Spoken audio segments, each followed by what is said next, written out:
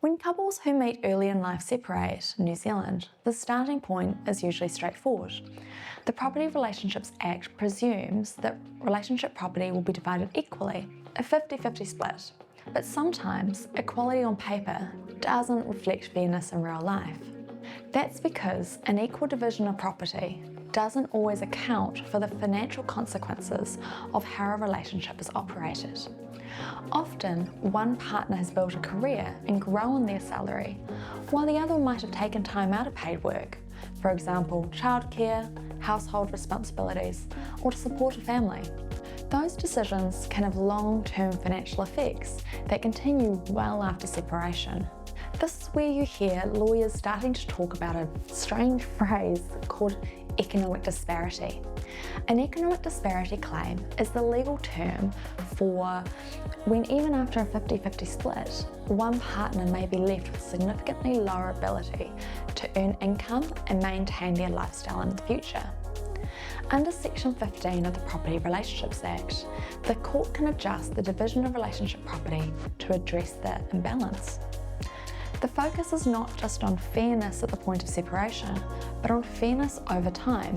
Because while a 50-50 split will start like this, after 5 years, one person may be in a very different position than the other due to the different roles they played in the relationship. When assessing these economic disparity claim situations, the court looks at a number of factors. It considers why the income gap exists, how long it is likely to last, and whether it can realistically be reduced.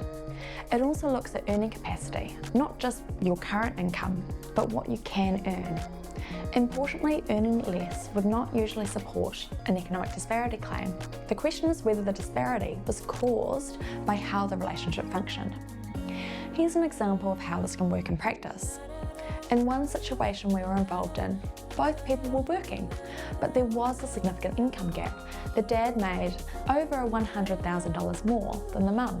Their kids were at school and the care was shared between them. Lawyers working with the parties used the models commonly relied on by the court. Those models suggested that if the matter went to court, a payment between $250,000 and $400,000 could potentially have been ordered from the dad to the mum. Rather than pursuing that outcome through litigation or court, the parties chose to resolve the issue through their property division. They wanted closure so they could focus on rebuilding their lives. They eventually agreed on an uneven split of their total asset base, a little bit more than 40% to the dad and a little less than 60% to the mum. That outcome was a lot less than what might have been ordered by the court, but both parties understood it, agreed to it, and were satisfied with the result.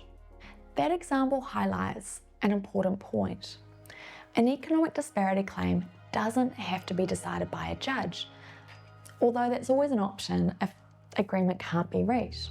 Often, and most of the time, the claim is just resolved through negotiation by adjusting how property is divided to better reflect the economic reality of the relationship.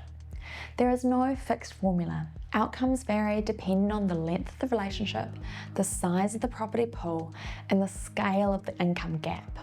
Economic disparity claims most commonly arise in long relationships, particularly where one partner has been the primary caregiver. They're about recognising contribution, including unpaid work, and ensuring that one partner is not left significantly worse off, simply because of the roles adapted during the relationship. If you're wondering whether economic disparity might apply to your situation, it's worth getting advice early, and that matters whether or not you're defending or making a claim. Every relationship is different, and 50-50 isn't always fair.